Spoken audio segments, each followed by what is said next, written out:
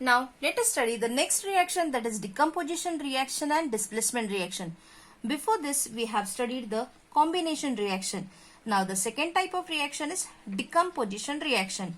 From the word decomposition, it is clear that decomposition takes place, that is breakdown takes place. A single reactant is broken down to form the simpler products. When single reactant break down in decomposition reaction, the single reactant breaks down to give simpler product.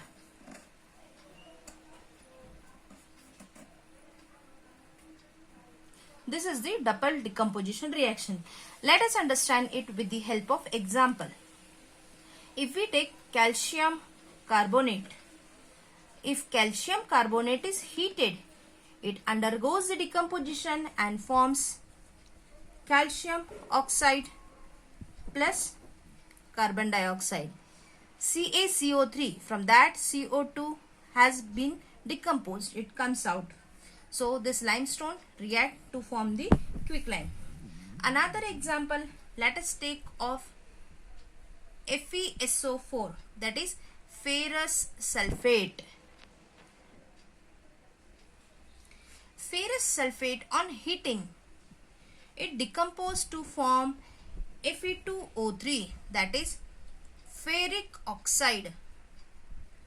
Along with it, it gives SO2 plus SO3, sulfur dioxide and sulfur trioxide. This is example 1. Example 2. Let us take another example. If silver chloride is kept exposed to sunlight, if silver chloride is kept exposed to sunlight, you will find that silver and chlorine are separated. And the next one, again, if silver bromide kept exposed to sunlight, again you will find that silver and bromine are separated. For balancing, you will have to write here 2. Hence, we have seen the decomposition reaction. We have taken the examples where heat energy is required, where sunlight energy is required. Hence, it is clear that some or the other kind of energy is required for the decomposition reaction to take place. So, decomposition reaction requires some form of energy, either heat energy, light energy, or electrical energy. Heat, light, or electricity is required for breakdown.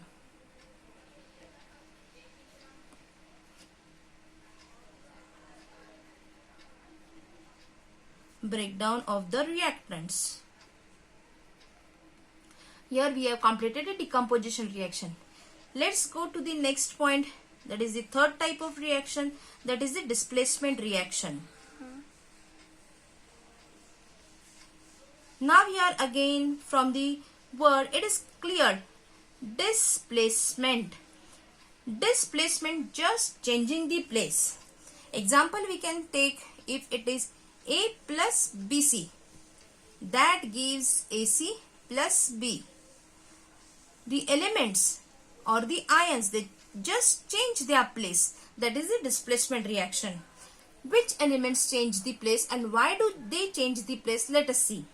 Here the more reactive element displaces the less reactive element. More reactive element displaces the less reactive element.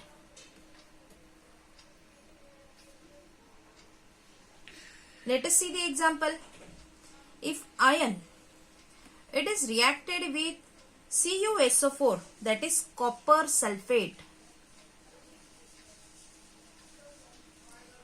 The displacement reaction takes place and you will find FeSO4 plus Cu, that is iron sulfide.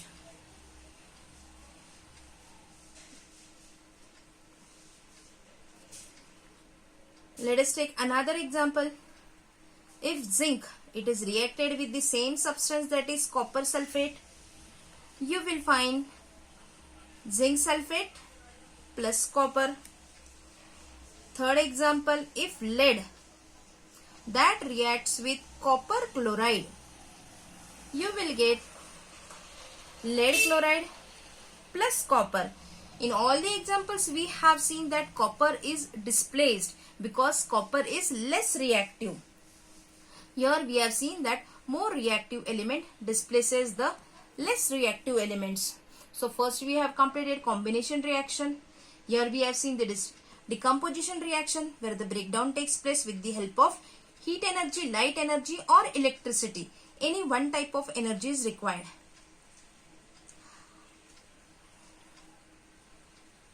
Any one energy is required at a time.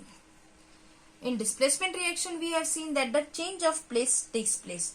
In the further topic, we are going to study double displacement reaction. Along with that, we also want to study the oxidation and the reduction process along with the redox reaction. These all will be taken in the next lesson. Thank you.